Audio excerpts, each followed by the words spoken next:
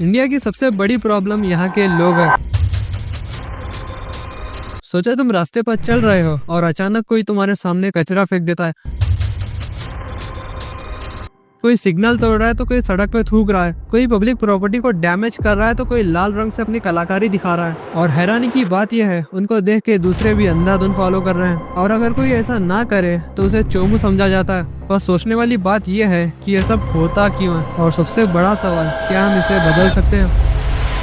इन सारे इंसिडेंट से मानो लगता है कि सिविक सेंस हम इंडियंस के पास ना के बराबर है। अब जिन्हें नहीं पता सिविक सेंस क्या है, मैं उन्हें बता दूं। सिविक सेंस का सीधा मतलब है कि हम अपने आसपास की जगह का ध्यान रखें, सफाई का ध्यान रखें और रूल्स को फॉलो करें। पर इंडिया में ऐसा लगता है जैसे लोगों को इसकी परवाह ही नहीं है। लेकिन ये सिर्फ लोगों की बेपरवाही नहीं, बल्कि एक पूरा सिस्टम और माइंडसेट का इशू है। आज इस वीडियो में हम समझेंगे कि ये प्रॉब्लम इतनी कॉमन क्यों है और इसका सोल्यूशन क्या हो सकता है। इंडियन रेलवेज ने बेच दिए, पर इसके लिए जिम्मेदार कौन है? Planning a train in India, and this annoying guy is taking pictures of me and being annoying all the time. हम इंडियंस को हर जगह अपनी बेइज्जती कराने में मजा आता है भाई। फ्लाइट में लोग खड़े होकर ट्रैवल कर रहे हैं, मैं लिटरली इसको ट्रेन बना दिया। ट्रेन है सरकारी बस।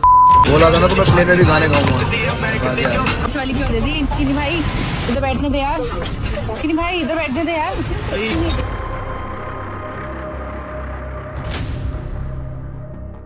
कोई देख नहीं रहा तो सब चलता है। हमारे यहाँ एक सोच है, जब तक पुलिस या कोई अथॉरिटी नहीं देखेगी तब तक रूल तोड़ना अलाउड है। लॉ तो है पर इम्प्लीमेंटेशन वीक है। लोगों को पता है कि छोटी मोटी गलतियों का कोई नतीजा नहीं होगा, तो वो बिना सोचे बस कर देते हैं। हाल ही में लोगों ने बिहार से कुंभ मेला जा रहे ट्रेन के अंदर जगह न होने के कारण ट्रेन के विंडोज और डोर्स तोड़ने लग गए।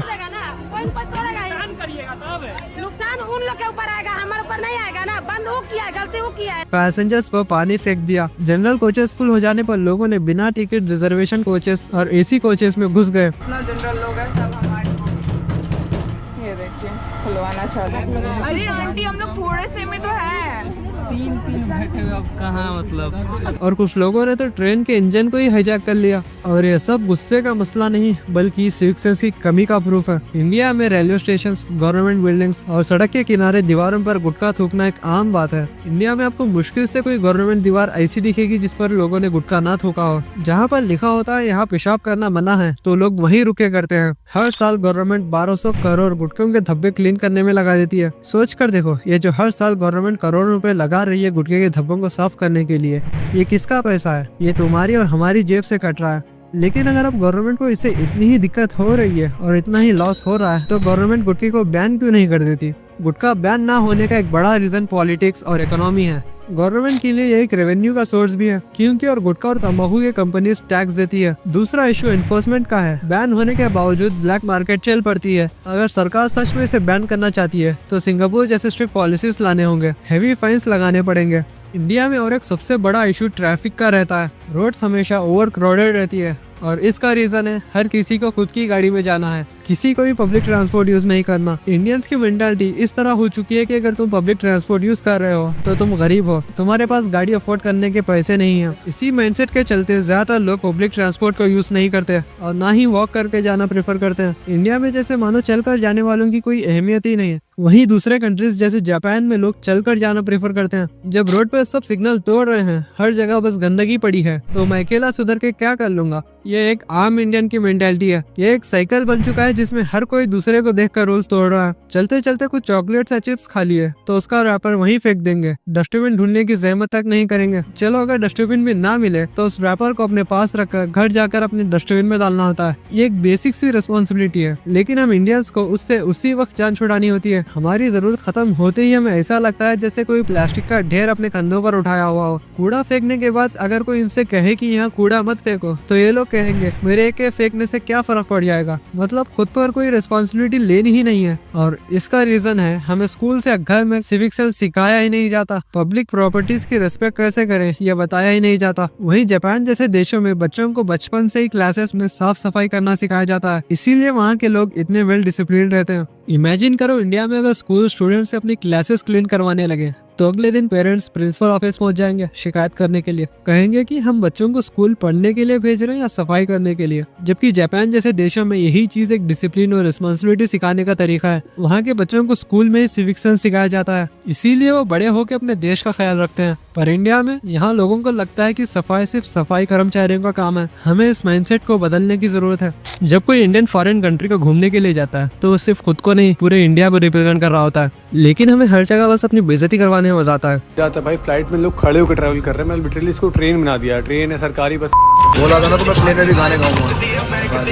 अब हम बाहर जाकर ऐसी हरकतें करेंगे तो कोई क्यों ही हमारी कंट्री की रिस्पेक्ट करेगा। फॉरेनर्स के दिमाग में हमारी नेगेटिव इमेज का कारण हम खुद हैं। अगर कोई फॉरेनर इंडिया में घूमने के लिए आता है तो इंडियन सेल्फी के लिए उसके पीछे पड़ जाएंगे। मतलब प्राइवेट स्पेस मानो हम इंडियंस के लिए एग्जिस्ट ही नहीं करता। हम उनको इतना ज्यादा ऑकवर्ड कर देते हैं कि वो वापस अपने देश जाकर इंडिया की बुराई करने पर मजबूर हो जाते हैं।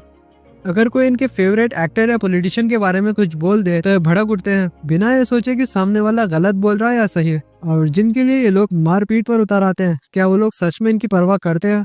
इनके फेवरेट एक्टर्स गुटखा प्रमोट करते हैं, इनके फेवरेट क्रिकेटर्स इन्हें जुआ खेलने को कहते हैं, इनके फेवरेट पॉलिटिशियंस जिनके अंधक बने बैठे हैं वो बस हिंदू मुस्लिम को आपस में लड़वाने का काम करते हैं। ये सब लोग सबसे पहले अपने खुद का फायदा देखते हैं, लेकिन तुम बिना कुछ सोचे समझे इनके अंधभक्त बने बैठते हो।